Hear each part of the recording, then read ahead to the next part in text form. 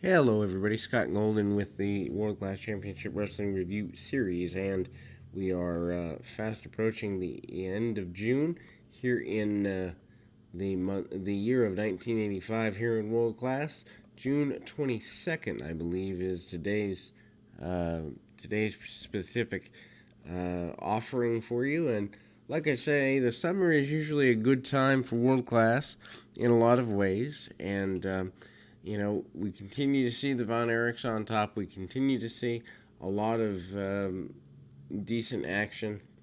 Return, though, of Killer Tim Brooks here, who was big in the 82, 83 era, but has been gone a little while.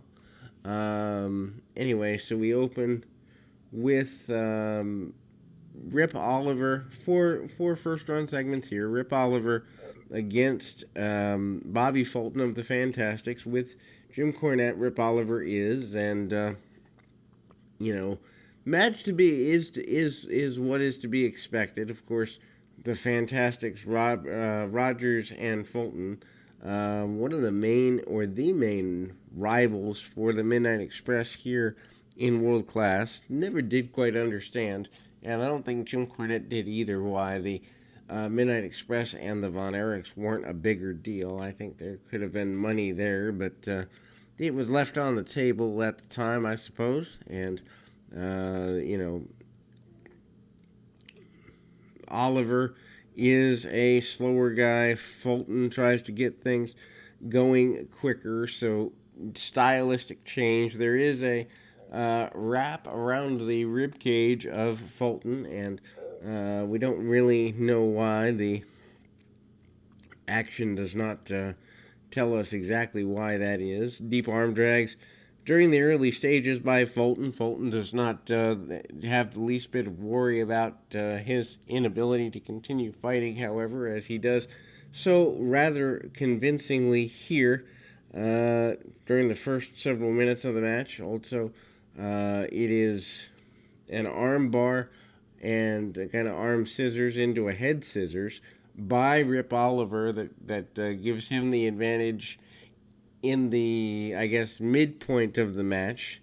They get more than almost 10 minutes out of this, and that's kind of surprising. Big backbreaker by Oliver, and Oliver continues to brawl in the corner, try to cheat against the one half of the Fantastics. He's not the least bit worried. They, of course, do the stupid 10 punches in the corner thing, which I don't know whoever came up with that, but I don't know why it ever worked either. Weapon shot to the throat. Oliver gets a victory, and Jim Cornette is happy with that.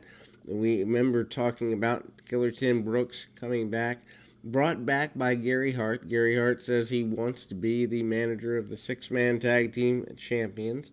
He talks about the one-man gang and Killer Brooks. Brooks, in the middle of dirty water, talks about taking Mike Von Erich out of action and being very pleased with himself to that end. So Hart says that he is going to basically, and I'll reveal it here even though I think it's officially revealed the next week, but Hart says he is going to create the team of Mark Lewin, Maniac Mark Lewin, Killer Brooks, and the One Man Gang as a six-man tag team.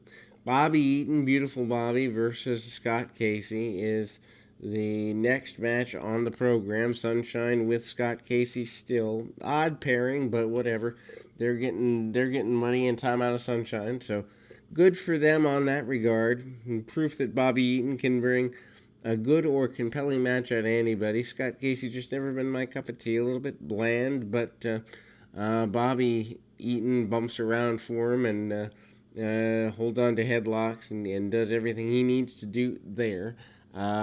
We then see more wrestling, literally holding Eaton in position, among other things. Jim Cornette animated at ringside, especially when Casey is on the offense, which is more than Cornette would like. They do slow the match back down, and Casey uses his weight, leaning on Bobby Eaton quite a bit. Eaton, though, not willing to take backward steps, willing to cheat and take some chokes here and there, though. He does that regularly and pretty often. Then we see Eaton kind of trying to hold him down. Very slow-based match here. Eaton and Casey do kind of wander around each other. Jim Cornette with a bit of a distraction on the outside. Bobby Fulton makes his way out to help Scott Casey. And a roll-up by Casey, 1, 2, 3, gets a roll-up win over beautiful Bobby Eaton. Then we go to our main event. Kind of a weak main event by comparison to what we're used to seeing the Von Erichs all the time. But Brian Diaz versus Killer Tim Brooks. Of course, Brooks given the main event, in part being in the stable of Gary Hart, and also in part because of his return in history with the promotion. One other thing of note, Brooks does call out Fritz Von Erich, so I wonder if that goes anywhere eventually, maybe at a stadium show or something like that. Calls him out quite a few times in the promo earlier in the program.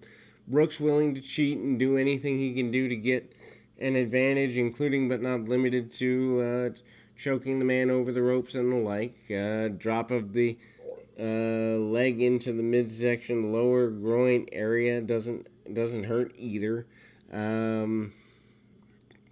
Brian Diaz makes his way out of a bear hug, holds on to him for a few good minutes, kick to the back of the leg, almost kicking the leg out from under Diaz there. Brooks works over the leg, including wrapping it around the steel post on the outside for a foreseeable length of time. Diaz can barely stand near the end of the match.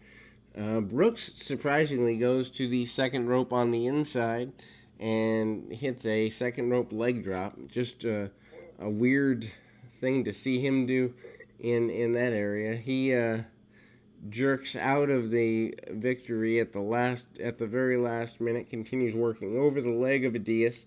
Diaz can barely stand, cannot defend himself intelligently, and Brooks looks like a monster here, which I'm sure is where they wanted to go.